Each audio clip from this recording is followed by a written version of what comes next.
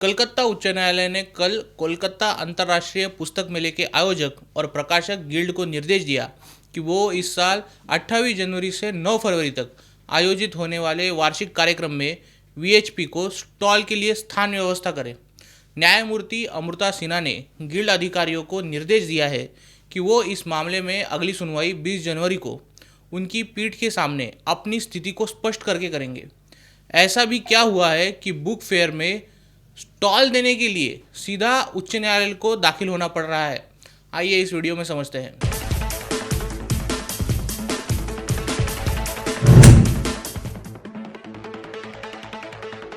नमस्कार, न्यूज़ डंका पर आप सभी का स्वागत है और आप देख रहे हैं बात पते की। दोस्तों, कोलकाता अंतर्राष्ट्रीय पुस्तक मेले के अधिकारियों ने अर्थात गिल्ड के अधिकारियों ने इस वर्ष विश्व हिंदू परिषद को कोलकाता अंतर्राष्ट्रीय पुस्तक मेले के 48वें संस्करण में स्टॉल लगाने की अनुमति देने से ही इनकार कर दिया।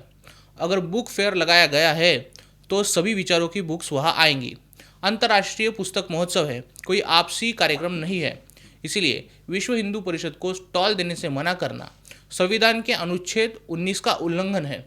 इस मामले में गिल्ड अधिकारियों के निर्णय के खिलाफ विश्व हिंदू परिषद ने कलकत्ता उच्च न्यायालय का दरवाजा खटखटाया था। केस के दौरान गिल्ड के वकीलों ने अपनी दलील पेश की। उन्होंने कहा, वीएचपी अधिकारियों को स्टॉल की अनुमति न देने के पीछे दो कारण हैं।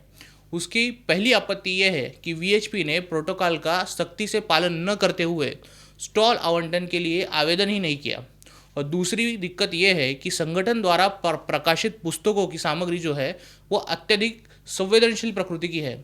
साथ ही वीएचपी का कोई प्रकाशन भी नहीं है। परिषद की ओर से कहा गया कि विश्व हिंदू वार्ता वीएचपी की ही प्रकाशन शाखा है।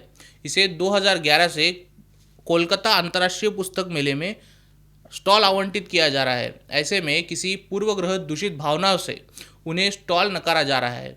विश्व हिंदू परिषद ने आयोजकों से पुस्तक स्टॉल मांगने की इजाज़त भी ली थी, लेकिन इस साल नियमों में बदलाव किया गया है, ऐसा दावा किया गया। उसके बाद वो आवेदन ही नहीं कर पाए। आयोजक बार बार दावा करते रहे कि परिषद जो सामग्री स्टॉल पर रखती है वो संवेदनशील है।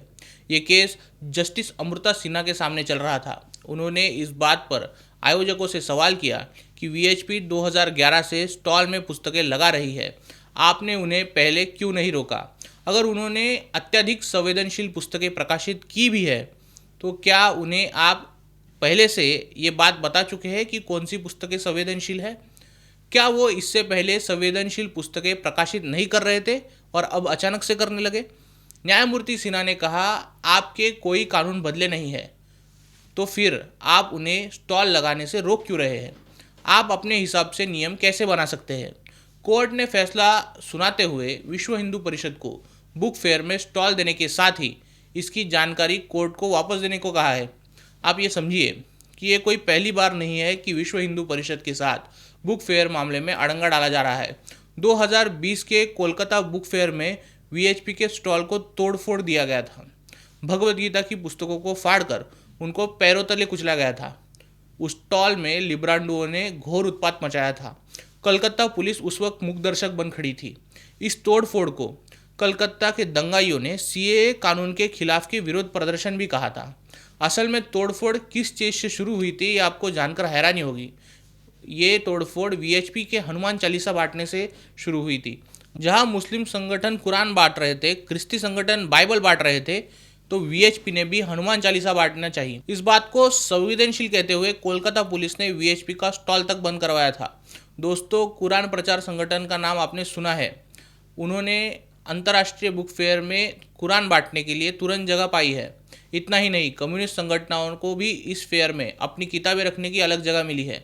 वैसे विद्रोही साहित्य के नाम पर जो अर्बन नक्सलिज्म को प्रमोशन किया जाता है, उसको बढ़ावा दिया जाता है, उसके साहित्य बेचे जाते हैं, उस पर अधिकारियों को कोई आपत्ति नहीं दिख रही है। क्या सिर्फ वीएचपी की किताबें ही संवेदनशील है? ये सवाल अब बन चुका है।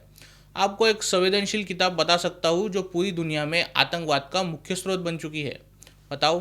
खैर, कुछ बोलूँगा तो विवाद हो जाएगा। अगर वीएचपी की कोई किताब, कोई सामग्री संवेदनशील है भी तो आपको उन्हें पहले ही बताना चाहिए कि वो कौन सी सामग्री है, उसमें संवेदनशील क्या लिखा हुआ है। हनुमान चालीसा, भगवद गीता, डॉक्टर हेडगेवार जी की जीवनी, सुभाष चंद्र बोस की जीवनी, स्वामी विवेकानंद की जीवनी, ये किताबें वो रखते हैं। अगर इसमें कुछ संवेदनशील लिखा भी है और तथ्यात्मक नहीं है तो आप वीएचपी की किताबों को नकार सकते हैं, लेकिन उन्हें अपनी अभिव्यक्ति देने से रोकना, उन्हें अपनी अभिव्यक्ति स्वतंत्रता से रोकना, अपने विचारों का प्रचार प्रसार करने से रोकना, इससे भी अधिक संवेदनशील बात है। और अगर वीएचपी की किताबें इतनी ही संवेदनशील है तो उन किताबों को सरकार द्वारा बैन करवाना चाहिए था। पर यहाँ दिक्कत किताबों की नहीं है, संवेदनशीलता किताबों में ना होकर राजनीतिक स्वार्थ में है। सब जानते हैं कि कोलकाता के इंटरनेशनल फेयर के रुदालीपन के पीछे ममता दीदी और उनकी टीएमसी है। जिस नेता को जय श्री राम घोषणा सुनने से उत्साह आ जाता हो उसे वीएचपी की भक्ति और धर्मो रक्षति रक्षिता भावना से पीड़ा तो होगी। आज के लिए बस इतना ही। वीडियो अच्छा लगा तो लाइक कीजिए, न्यूज़ डंका को सब्सक्राइब कीजिए और अगर कुछ कहना चाहते हैं तो कमेंट सेक्शन खुला है ही। नमस्कार।